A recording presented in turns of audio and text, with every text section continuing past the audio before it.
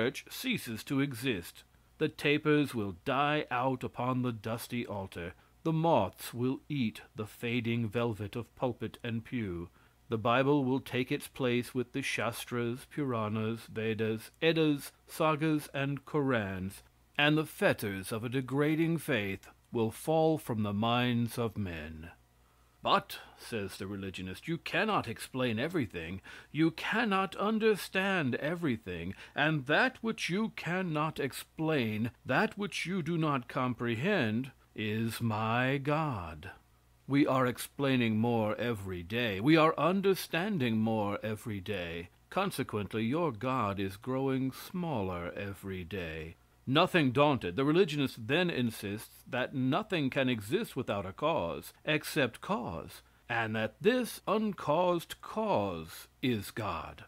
To this we again replied, every cause must produce an effect, because until it does produce an effect, it is not a cause.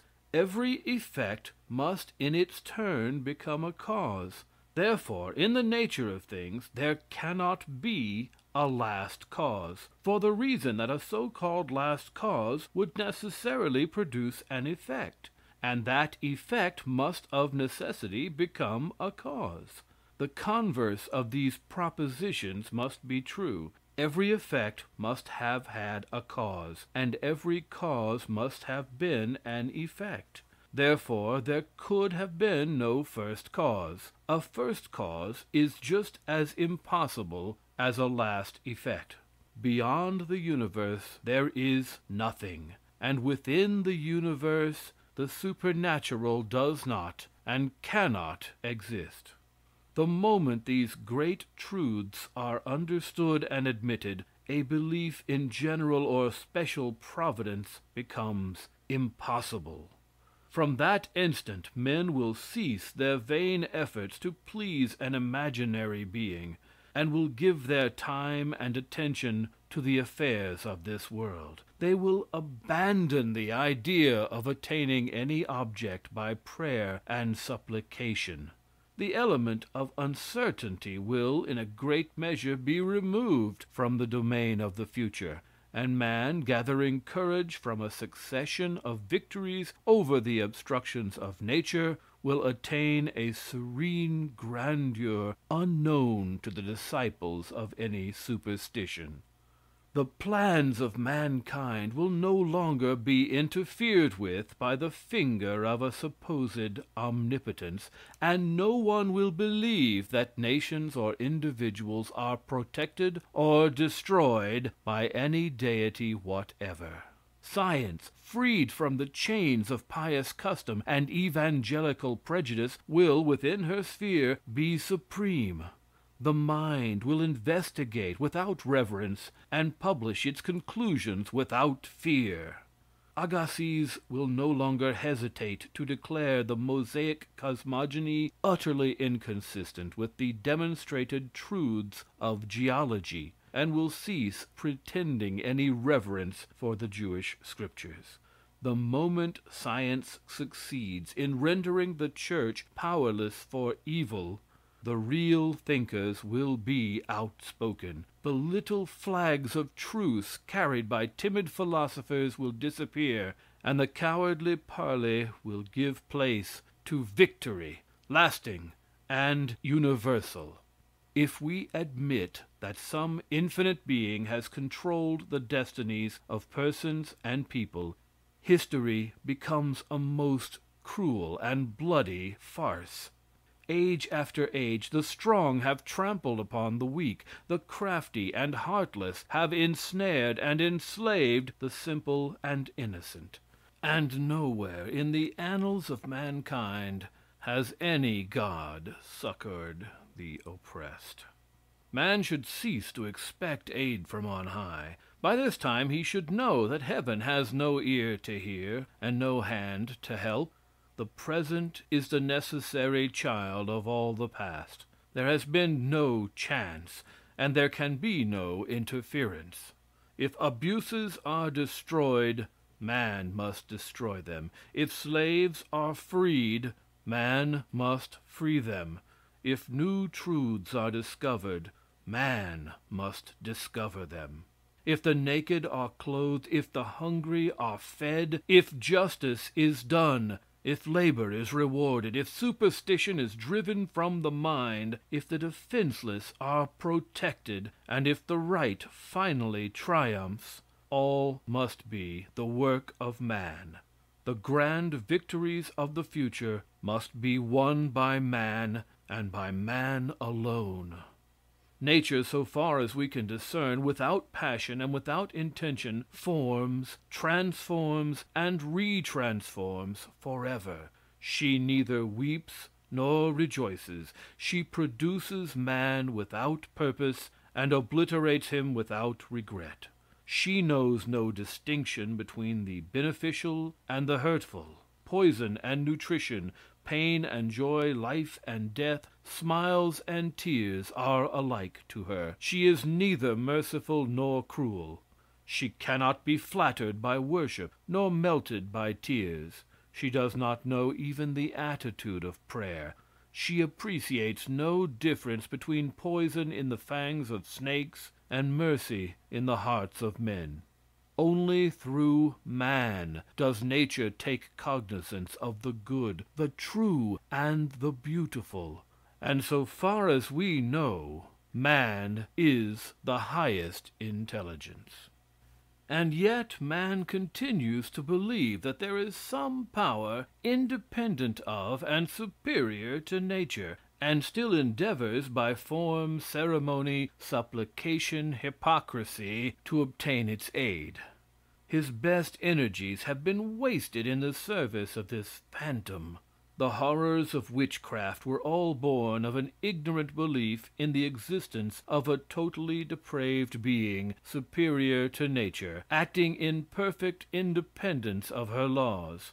And all religious superstition has had for its basis a belief in at least two beings, one good and the other bad, both of whom could arbitrarily change the order of the universe. The history of religion is simply the story of man's efforts in all ages to avoid one of these powers and to pacify the other. Both powers have inspired little else than abject fear. The cold, calculating sneer of the devil and the frown of God were equally terrible. In any event, man's fate was to be arbitrarily fixed forever by an unknown power superior to all law and to all fact. Until this belief is thrown aside, man must consider himself the slave of phantom masters, neither of whom promise liberty in this world nor in the next. Man must learn to rely upon himself.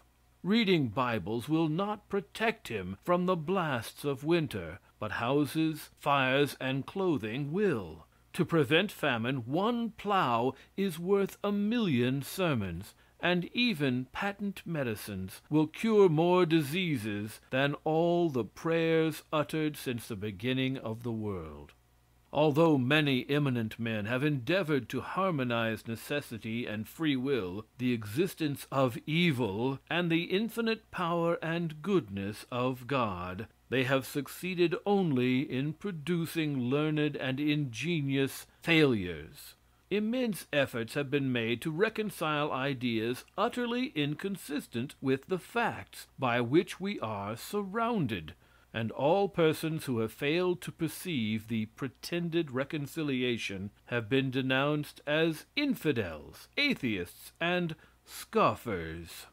The whole power of the church has been brought to bear against philosophers and scientists in order to compel a denial of the authority of demonstration, and to induce some Judas to betray reason, one of the saviors of mankind. During that frightful period known as the Dark Ages, faith reigned with scarcely rebellious subject. Her temples were carpeted with knees, and the wealth of nations adorned her countless shrines. The great painters prostituted their genius to immortalize her vagaries, while the poets enshrined them in song. At her bidding, man covered the earth with blood. the scales of justice were turned with gold, and for her use were invented all the cunning instruments of pain. She built cathedrals for God and dungeons for men. She peopled the clouds with angels and the earth with slaves. For centuries the world was retracing its steps, going steadily back toward barbaric night. A few infidels, a few heretics cried halt to the great rabble of ignorant devotion, and made it possible for the genius of the 19th century to revolutionize the cruel creeds and superstitions of mankind. The thoughts of man, in order to be of any real worth, must be free.